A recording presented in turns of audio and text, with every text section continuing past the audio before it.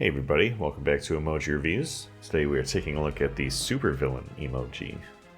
This could be combined with male or female emoji to get a gendered supervillain, but this is just the base supervillain, which does not have any gender. Alright, first we have Apple, and this is Apple's supervillain. You can see some menacing purple mask goggle things. Some ridiculous hair, very villainous. A grimace upon their face. Alright, next we have Google. This is a shock to me. Like, Google's supervillain is so bad. The shading, like, it's got this weird blue outline and then some random gradient for a fill. It's awful. It doesn't look like other Google emojis. And it doesn't look very good. It's like a Joker kind of face, too. I don't know. Anyway. Moving on. Samsung's supervillain has a pained look on its face. And some sort of fire eagle crest motif kind of thing going on. But, yeah, it kind of has some of those Teenage Mutant Ninja Turtle bad guy vibes with the weird silver stuff on its waistline there. Interesting. Next we have Microsoft. Microsoft has this one face that they use for all their emojis, and it's got like this perm, or like this wavy hair, and it looks so dumb. Like, that's not a very menacing bad guy. Like, it looks like, I don't know. Looks like somebody's LARPing, or, you know. You'd make fun of this supervillain. Like, they would not be taken seriously. Next we have Twitter. Twitter's just like kind of punk rock vibes with the studs on the shoulder, cool mask, the tousled hair, much better than Microsoft's wavy, lumpy hair. But yeah, definitely like some punk metal kind of vibes going on with Twitter's supervillain. And then finally we have Facebook.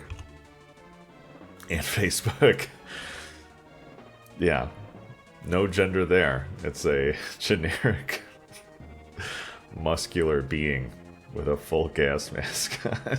So, in classic, you know, dashed hopes, foiled again, posing as well. So that's pretty good.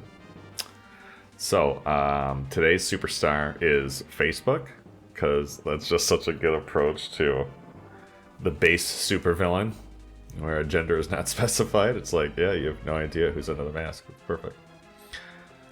Next, we had Apple. Apple's supervillain was really cool looking. Nice detail in it, and just the right level of like menacing and, you know, kind of overly stylized ridiculousness going on there. After that was Twitter with their punk rock, you know, black metal kind of supervillain there with the shoulder studs and the cool mask. I really like their facial expression too. It's like a good supervillain smirk. Hasn't been foiled yet. Pretty good. After that, and this was pretty close, Samsung. I think Samsung and Twitter were pretty neck and neck, but I think Samsung's